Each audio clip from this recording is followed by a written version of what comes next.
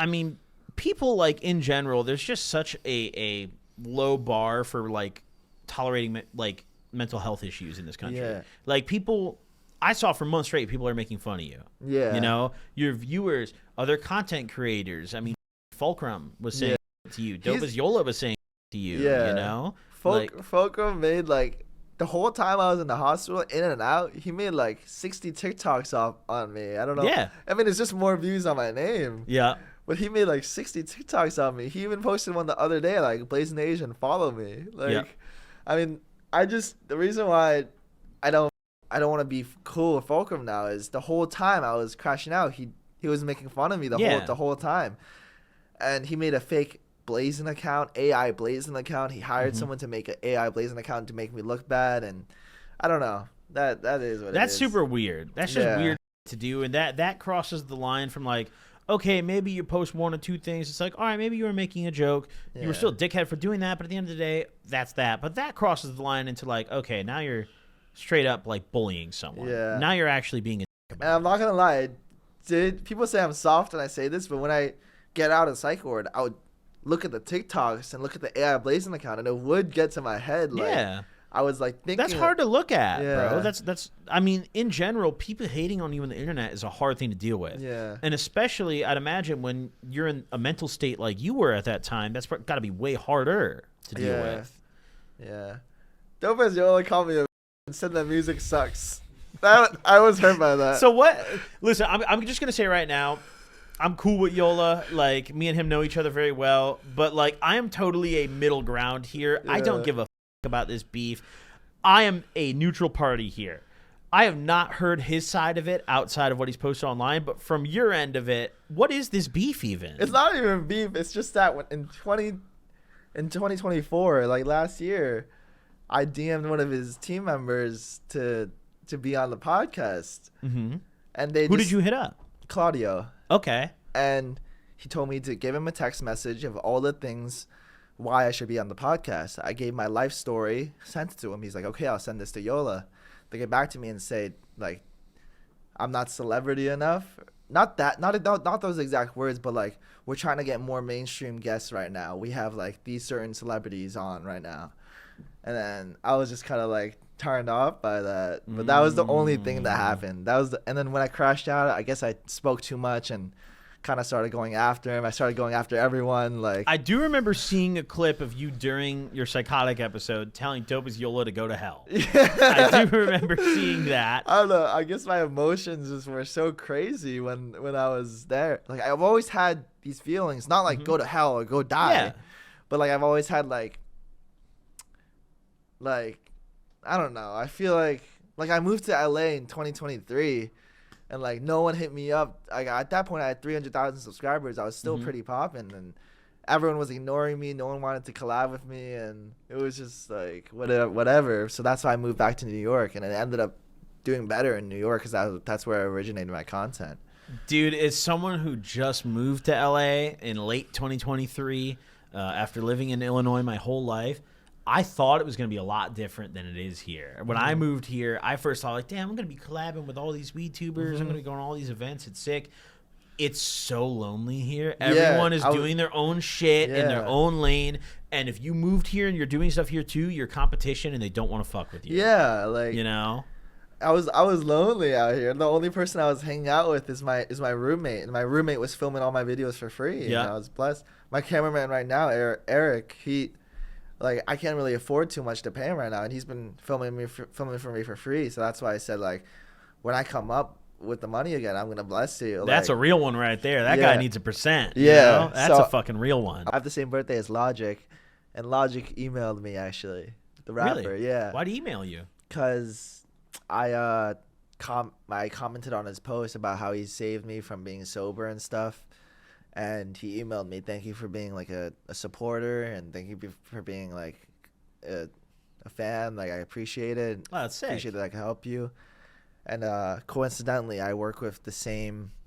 Right now, I have an engineer. I make music. I have the same engineer as Logic, or he used to work with Logic. And Oh, it's fire. he actually like called him when I was in the same room as him. It was cool. So it was like a full circle moment. When's the fucking collab dropping, dude? Once I make more noise in the music scene. There you go.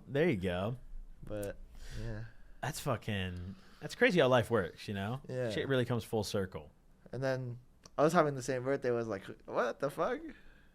Yeah, that's fucking. You guys are connected. You guys Yeah. are twinning like that.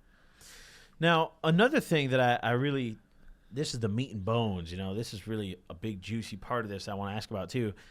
You had a lot of public beefs during your psychotic episode. Yeah. And I'm curious, how many of those were like actually real problems and how many of those were just you being psychotic? Well, everything I said, whether it's the podcasting of Yola, Erick Khan ghosting me when I collabed with him, when I flew out to collab with him. I don't mean to interrupt you, but I got to stop right there. When you say he ghosted you, Eric's also I'm much better friends with Erick than Yola. I'm very close with Erick. What did he do? Like, what happened? Well, we had plans to collab. Uh-huh. I flew out to LA. I hit him up and he just never responded. And Bro, I'm gonna tell you right now, as a guy who knows him very well, he would do that to me too. Okay. That is like how he is as a person. Yeah. Like when I used to be with they were like a weed brand and we had our own little podcast together, if you'd ever seen it. Me and Erick and then this other dude were on the podcast, and we would have to travel a lot to do that show. We'd all have the same flight. Bro, that guy, you can't schedule shit with Erick, dude. Yeah. If you tell him 10 weeks in advance the day and time of his flight, he's missing that shit. You tell him 10 days in advance, he's missing that shit. I've hit him up more times than I can count. Been like, hey, I'm coming over to your crib at this day or at this hour because you told me to come over at this hour. He'll reply to me, be like, yeah, come on through. Then I come on through. He's fucking not home. I'm calling him. Yo, where you at? That's just how he is. Like, Well, it's not malicious. Yeah, I'm not taking anything personally. It's just Yeah, of course. When I went psychotic, I guess everything. You like, perceived everything I perceived different. everything differently. Yeah. For the Fulcrum thing, I think what he did was lame. I agree. I think he, like, what he did to you is malicious. I saw a lot of that too. I think he was being a dick to you. And how I guess the beef started was I called him out when I was going psychotic because we literally had plans to collab in San Francisco. I was coming to him. I flew to LA, got in a rental car, drove 6 hours to San Francisco. He was just ghosting me. What the fuck? Yeah, and we had the plans the whole time. So I was like, damn, I drove 6 hours. I flew across the country. But thankfully, Mr. THC, we collabed. There you go. And he was there. We made a dope video. Got age restricted, unfortunately, but That's how all the weed shit is nowadays. You can't do shit without getting age restricted. at least the trip was not unwasted. I still For sure. collabed. But your LA trip with Erick, that was wasted. You didn't get to collab. No, but I still made use of the time. Like, There you go. A bunch of the companies in LA wanted to work for me, so I just made my own videos and then Fuck yeah. I collabed with Pizza Brian Aaron Reviews.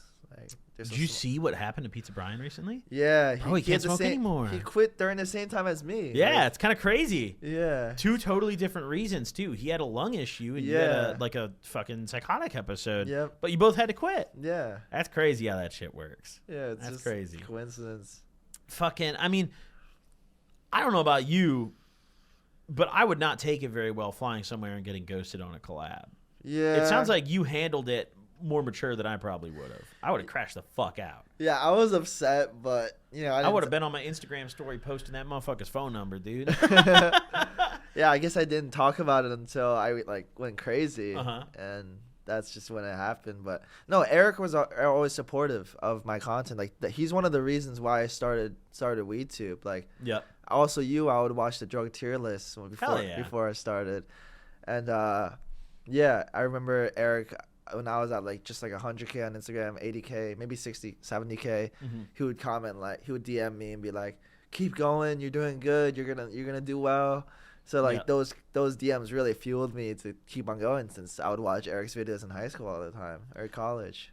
Yeah, it's honestly, I mean, it's not funny, but it's also fucking hilarious hearing you say how he bailed on you when you flew out. Because, bro, that's just the most Erick thing I've ever heard. That guy, Erick says yes to fucking everything. Mm-hmm. And then he'll, the day will start, and he'll be like, oh, shit, I said yes to everything. And everything's at the same time. Like, if it wasn't for Erick, I probably wouldn't be where I am, because his DMs that like fueling me to work hard, it like really helped me. Hell yeah. I feel like a lot of the people online, especially the bigger social media figures that kind of made fun of you, owe you an apology. Do you feel that way? I guess so. I'm not gonna go online and be like, "You owe me an apology." For sure, yeah. But I think deep down, like lot of people, Yola called me a bitch and said my music was ass. Yeah, I think he owes you an apology for that. That's fucked up. That's fucked up, dude. That was kind of hurtful. I didn't say anything like that. Yeah. I mean, you didn't say did, anything like that in your clear mind. Yeah, in my clear mind. When I was going crazy, I did say, "I'm gonna kill you, Erick. That's right. I'm gonna kill you." I've seen that. Yeah. In that video, I was clearly out of it. Like 100%.